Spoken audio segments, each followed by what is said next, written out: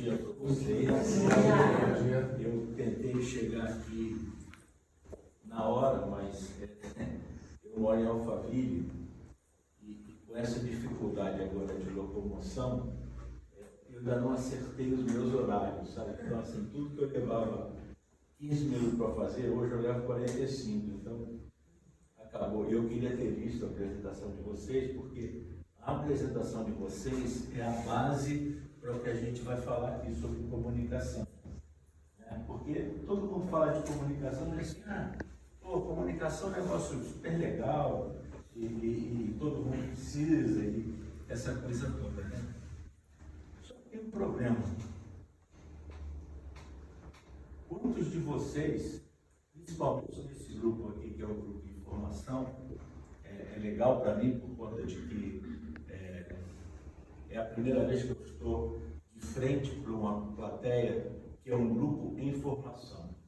Né? Eu já fiz 3 ou 4 grupos do Recomendo e esse aqui eu estava muito ansioso para vir aqui, porque eu e Felipe já temos uma. Isso pode, um conhecimento, mas é um conhecimento de internet, de vídeo, não sei o quê, então é um negócio meio estranho, eu sou carioca, né? Então o carioca gosta daquela história de estar perto, não sei o quê. É verdade que não convida para ir na casa, mas aliás, convida, mas não dá o endereço. Mas a gente tem essa necessidade de estar perto das pessoas, né? Então, eu queria ter chegado antes por conta de uma única coisa. Eu queria ter visto a apresentação de vocês justamente por causa disso aqui. Como é que é chegar aqui num grupo estranho, não sei se todo mundo se conhece, provavelmente não, e começar a falar de si, começar a falar da sua empresa. A gente vem para um evento de networking e a gente diz assim, bom, o evento começa às 8 e termina às 10 e esquece do período de networking.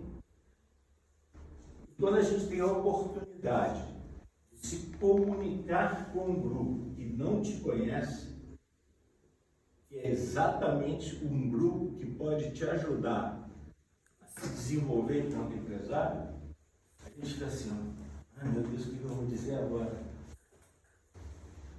E outra coisa, quando vem os slides, gente, pelo amor de Deus, não dá para um negocinho desse tamanho você escrever tudo que você faz.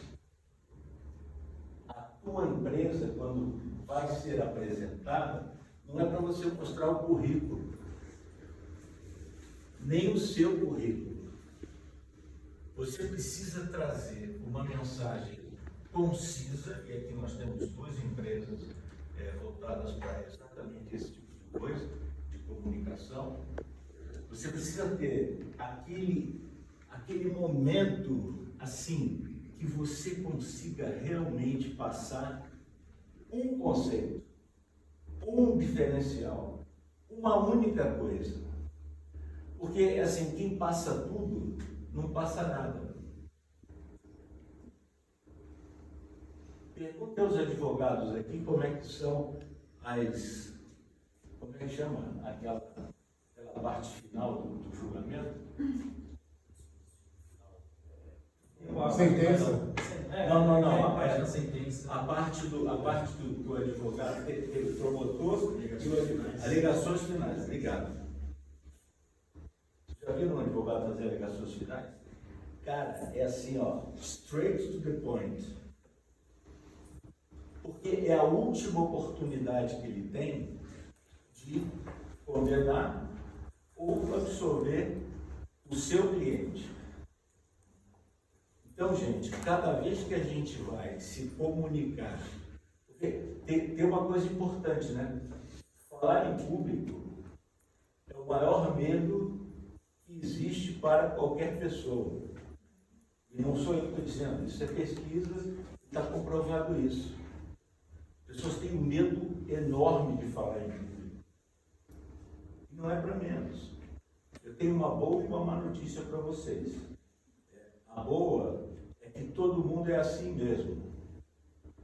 E a má notícia é que cada vez que você vai fazer uma apresentação, se você não tiver adrenalina no seu corpo, esqueça, não vai dar certo. Vai ser aquela coisa xoxa que ninguém vai lembrar.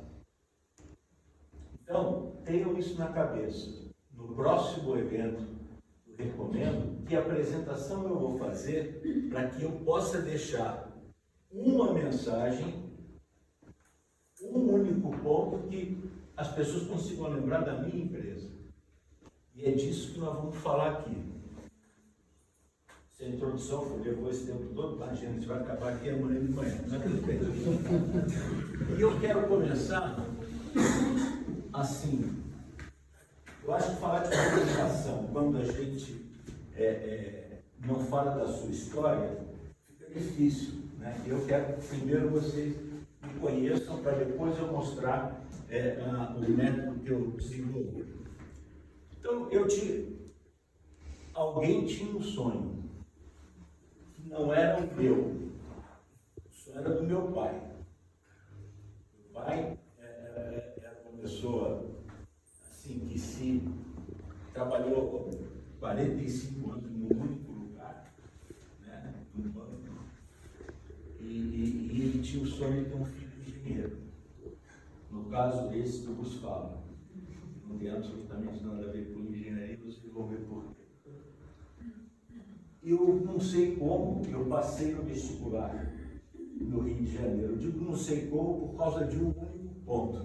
Eu peguei a prova de matemática, naquela época, na minha época, vocês não eram nem nascidos, era assim, 50 questões, múltipla escolha, 5 opções.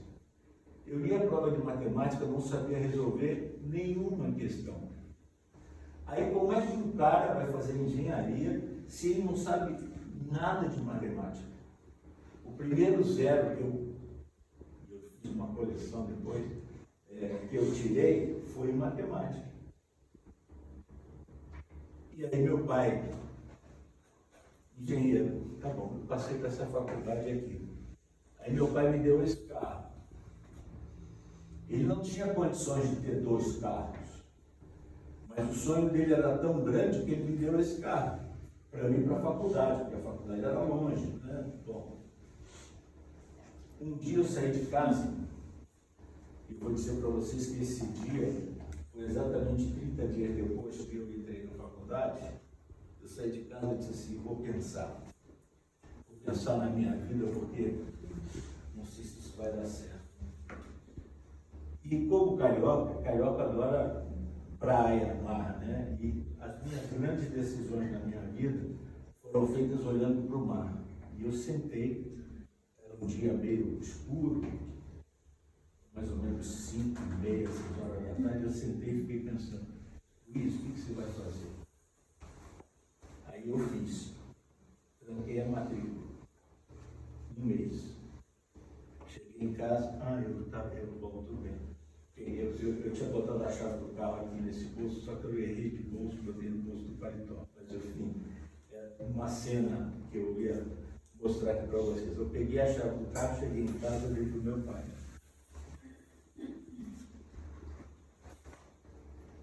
Ele ficou tão decepcionado, ele ficou tão amargurado, que ele pegou a chave e vendeu o carro. E ele me perguntou assim, o que você vai fazer? Eu disse, vou fazer um novo vestibular para comunicação.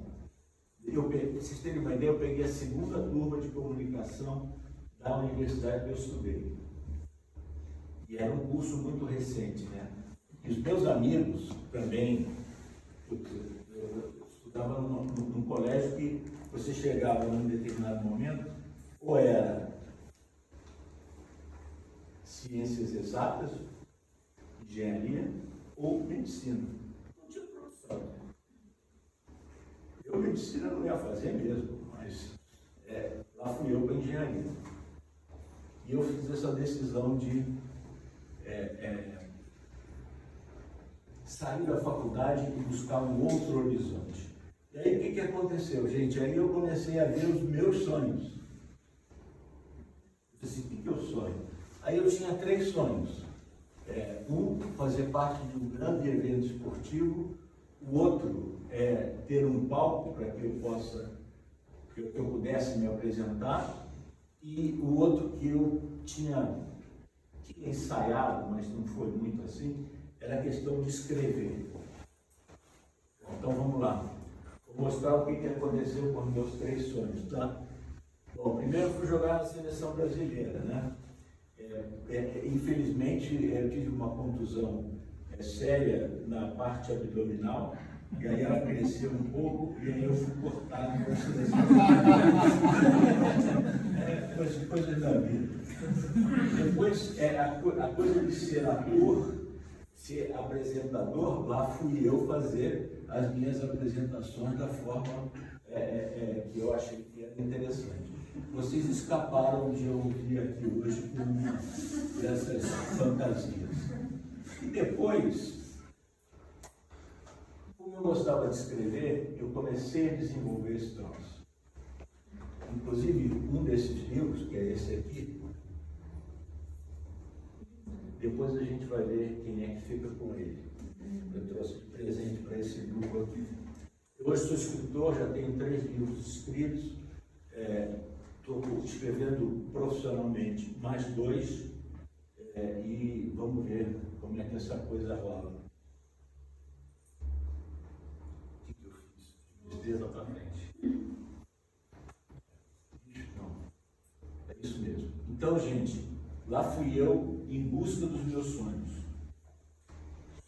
Teve alguém que veio aqui, eu já não me lembro quem foi, mas que disse assim, não, eu comecei a empreender há pouco tempo. Quem foi que falou isso aqui na frente? Foi você? Já? Pois é, eu tenho 2 notícias para você. Uma boa e uma ruim. A primeira é o seguinte, começar a empreender é uma coisa assim, no meu caso, foi uma coisa, é uma descoberta a cada dia. Né? E a má notícia é que você está há pouco tempo, eu também. Você está há quanto tempo? 1 ano. 1 ano. Tá, eu estou há 8, tá? E assim, depois de 45 anos de CLT, você virar empreendedor é uma coisa completamente, sabe, mudar a cabeça. Então, assim, na hora, todas as vezes que você pensar em desistir, lembra de mim, porque eu estou tentando. Beleza?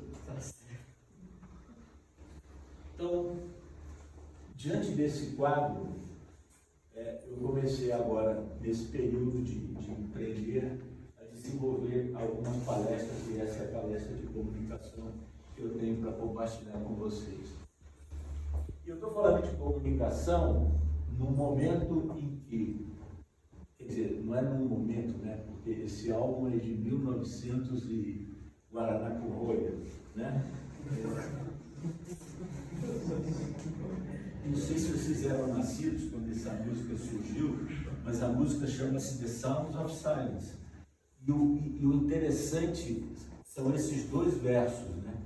As pessoas falam, mas não conversam. As pessoas ouvem, mas não escutam. Gente, essa é a nossa realidade de comunicação em qualquer lugar que você esteja, em qualquer momento da sua vida. É muito difícil essa questão. Muito difícil. Então, eu desenvolvi esse protocolo. Piscar. Eu não vou piscar para você. Adoraria, mas não vou piscar para você.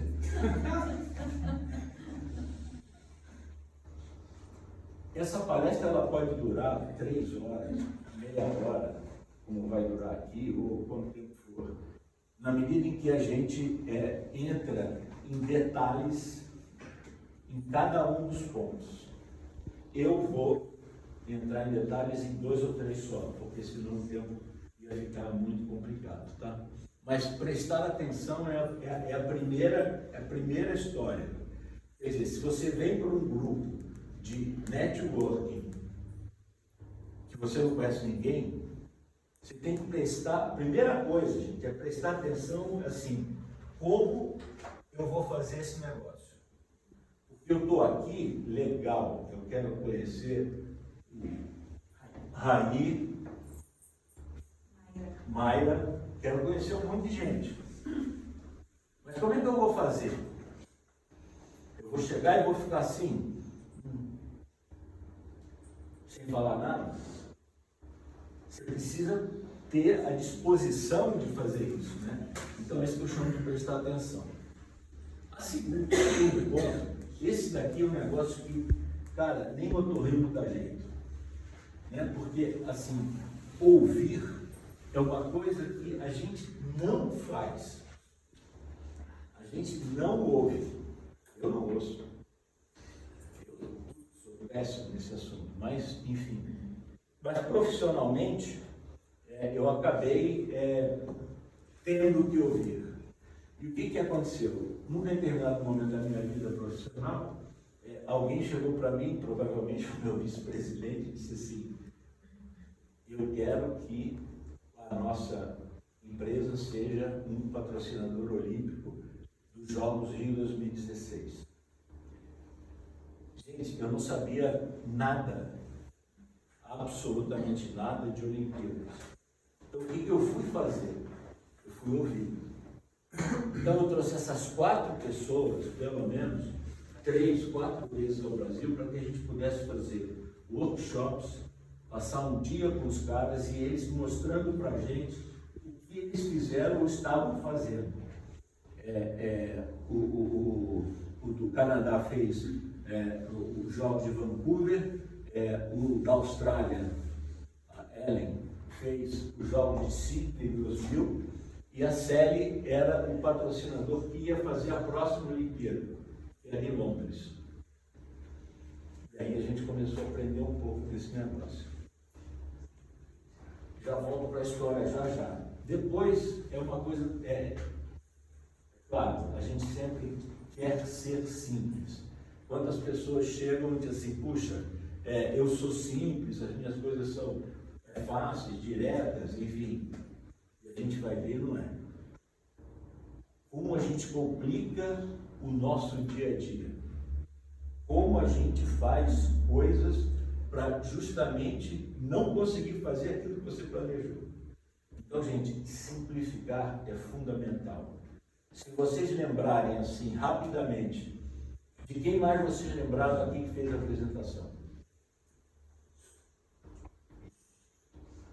Ninguém? Nem do filho. Eu quero dizer para contabilizar que eu fiz uma recomendação e fiz 4 papos de valor desde o Tatuapé aqui até Sorocaba.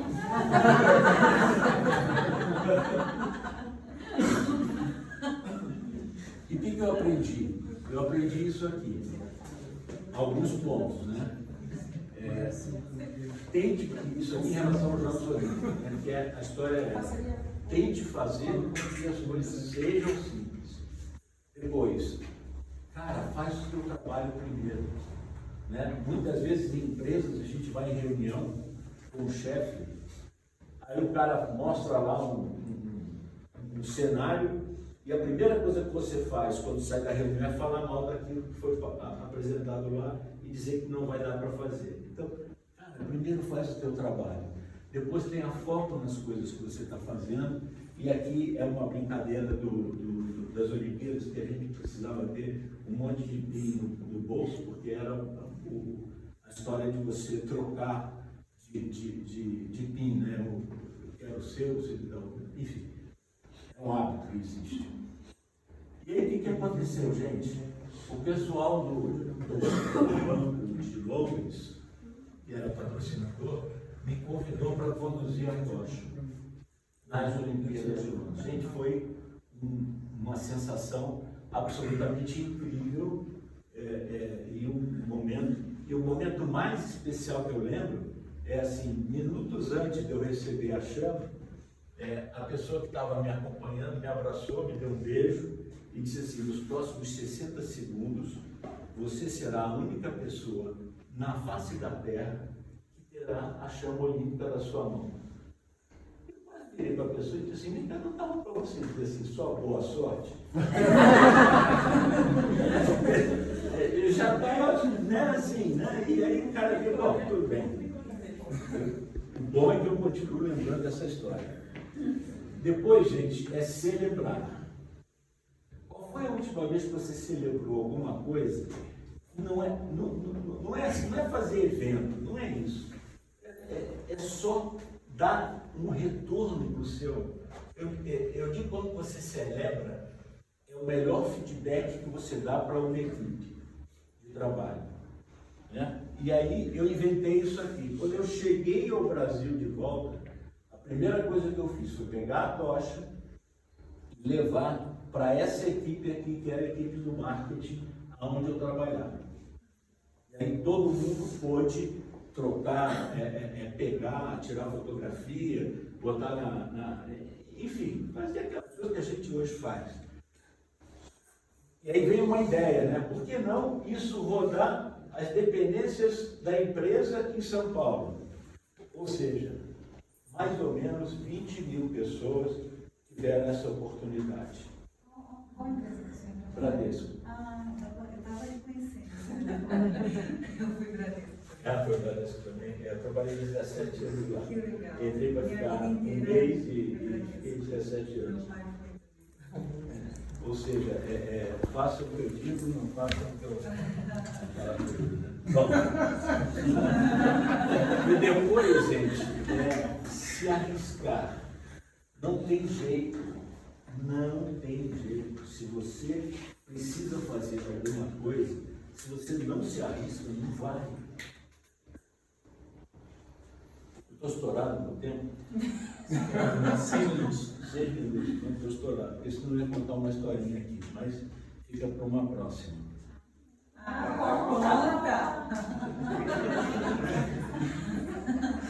Pode contar. Você tem que se arriscar. A CEO tá ali, ó. Se ela ficar brava, ela vai destacar o sapato. Isso aqui. Ele precisa contar essa história. Então pode contar. O meu chefe sempre foi muito legal. Um dia ele me chamou e disse assim, Luiz, quero que você vá a Gramado e for para o Natal Luz de Gramado para ser patrocínio do Bradesco. E eu disse para ele assim, olha, tudo bem, mas o nosso concorrente é que patrocina. Aí ele virou para mim e disse assim, você sabe qual é a minha posição na empresa? Eu disse assim, sim, senhor, o senhor é vice-presidente. Você sabe qual é a sua? Eu disse assim, sim, senhor, eu sou um gerente de departamento. Eu disse assim, então eu vou repetir e espero que você entenda.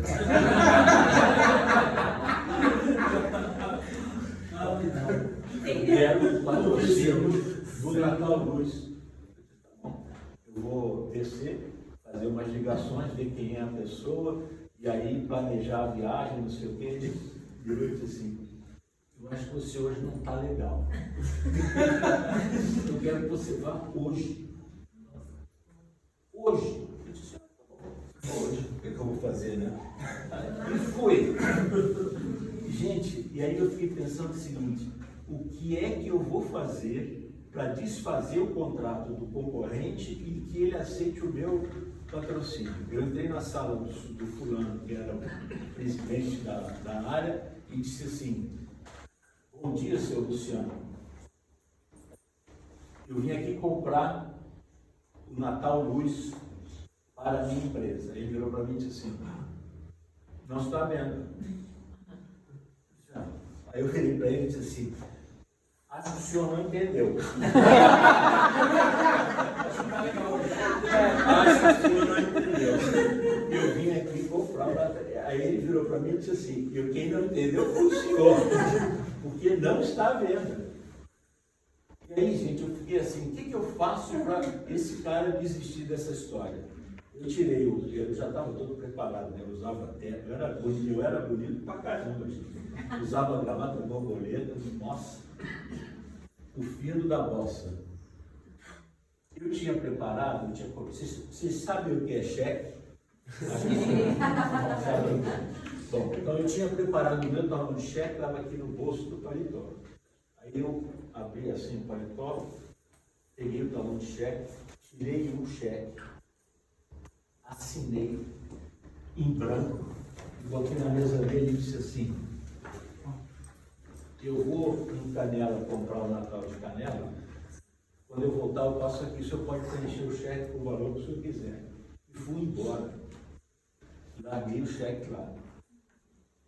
Para encurtar a história, né? Voltei lá 3 ou 4 horas depois e não tinha preenchido o cheque.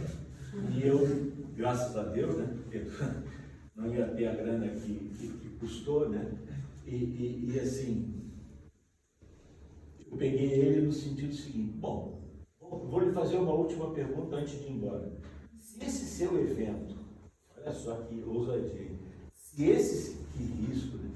esse seu evento é um evento bom mesmo, de respeito, deve ter uma cláusula no contrato que diga quanto tempo a pessoa, o patrocinador tem para renovar. E eu acho que já venci. Primeiro, eu acho que não tem no seu contrato. Eu não sei se esse evento é tão grande assim que mereça um negócio desse. Aí o cara já começou a ficar olhando para mim meio assim. Aí ele virou e disse assim: eu vou verificar e lhe falo. Eu disse assim: tá bom, então vou tomar um café e volto aqui depois. E aí eu dei a sorte de o contrato estar vencido. Ele ligou, ele foi muito ético, ele ligou para o antigo patrocinador, disse a situação que estava acontecendo, e aí eu consegui não ser demitido. Então, e renovar, gente, renovar é o seguinte: muitas vezes a gente se depara com uma questão, resolve mais ou menos, aquela questão volta, aí você acha que você já fez o processo todo, esqueça. Tem que fazer tudo de novo, porque o risco de errar é muito grande. Não é legal, né? A questão de comunicação. Então, gente, esse é o protocolo PSCar dentro de uma apresentação um pouco mais simples, né? Mas eu acho que dá para vocês entenderem um pouco do processo. É simples, mas eu garanto para vocês que é transformador. Infelizmente, as pessoas que têm a profissão que eu tenho, quer dizer, acho que vocês também não devem se lembrar disso. Tinha um apresentador de televisão que falava assim: quem não comunica se trumbica. Já sou assim, meio, né? Então, só falta a buzina, é ruim a referência. E a outra é aquela referência quando tem eleição. Gente, eu detesto quando tem eleição. Porque na mídia fala assim: não, porque o marqueteiro daquele cara, o marqueteiro do outro. Quer dizer, o marqueteiro é um desgraçado que inventou aquela coisa que o cara está dizendo que certamente não vai fazer depois de eleito. Né? Então, tocou o meu assunto. Então, gente, esse é o protocolo que eu queria apresentar para vocês. Eu vou pedir 2 coisas. Eu preciso sortear esse livro. Esse livro não está à venda, porque ele é de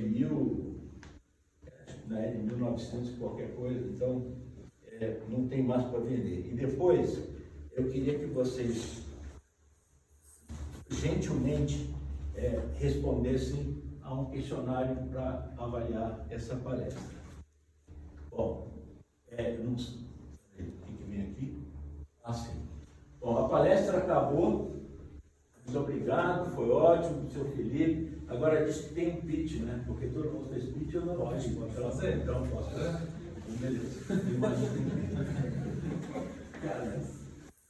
Bom, tudo bem.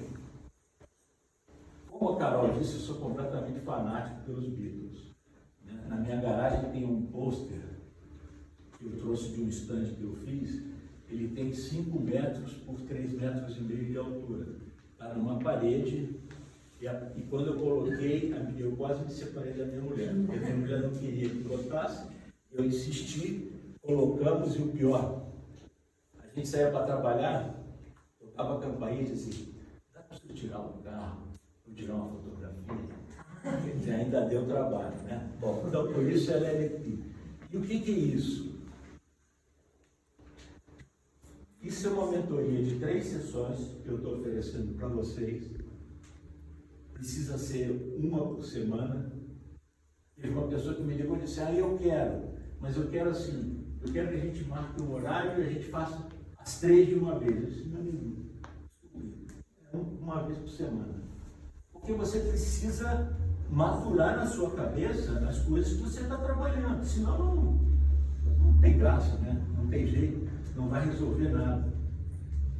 Então, ele começa com a primeira sessão, uma sessão que eu chamei de help. E help o que é? O que você identifica que não está legal? Quais são os problemas? Como eu posso te ajudar?